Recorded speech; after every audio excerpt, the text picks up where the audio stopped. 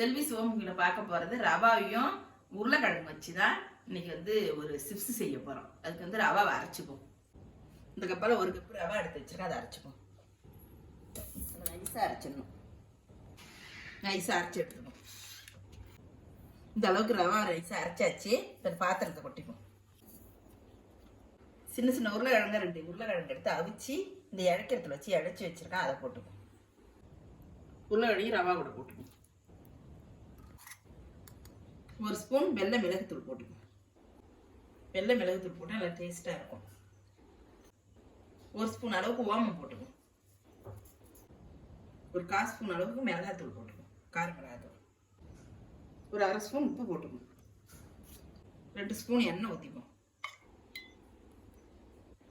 எல்லாத்தையும் நல்லா கலந்து விட்டுக்கணும். தண்ணி கிண்ணி பத்துலன்னா தான் ஊற்றணும். இது பிசைஞ்சிக்கிட்டு பத்துலன்னா ஊற்றிக்கலாம்.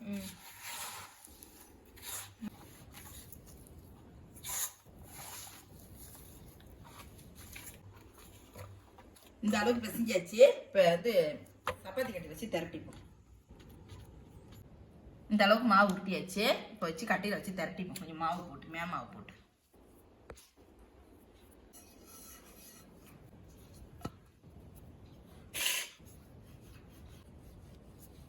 ரொம்ப மெலிசாவும் இல்லை, ரொம்ப தின்னாவும் இல்லாத திட்டமாக தட்டிக்கணும். இந்த அளவுக்கு தட்டியாச்சு. இப்போ வந்து கத்தியால வெட்டி எடுத்துக்கணும்.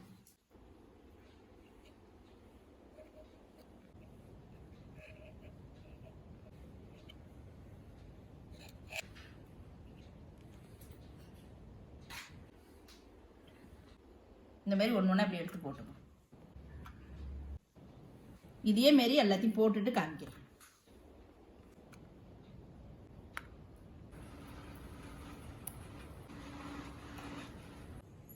எல்லா மாவும் இப்படி சிப்ஸ் மாரி போட்டு எடுத்தாச்சு. இப்போ எண்ணெயில் போட்டு பொரிச்சு எடுத்துப்போம். சட்டி காய்ச்சிட்டு எண்ணெய் ஊற்றிப்போம்.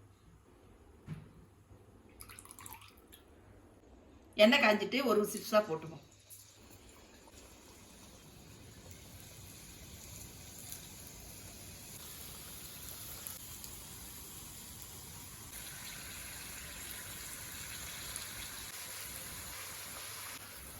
நல்லா இதுமாரி பொரிஞ்சு நல்லா உப்பி வரணும். அப்போ எடுக்கணும். நல்லா பொரிஞ்சு உப்பி வந்துடுச்சு. இப்போ எடுத்துக்கணும்.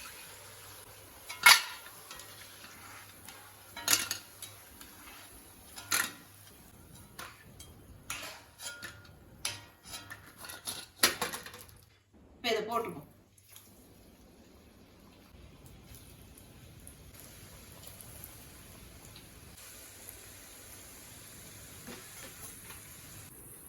திருப்பி விட்டுப்போம்.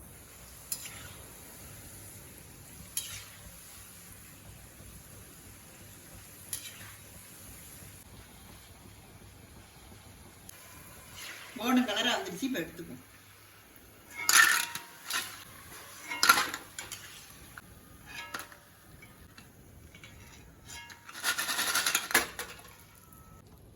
இதே மாரி எல்லாத்தையும் போட்டுட்டு காமிக்கிறேன். எல்லா சிப்ஸும் போட்டாச்சு. இப்போ எடுத்துப்போம்.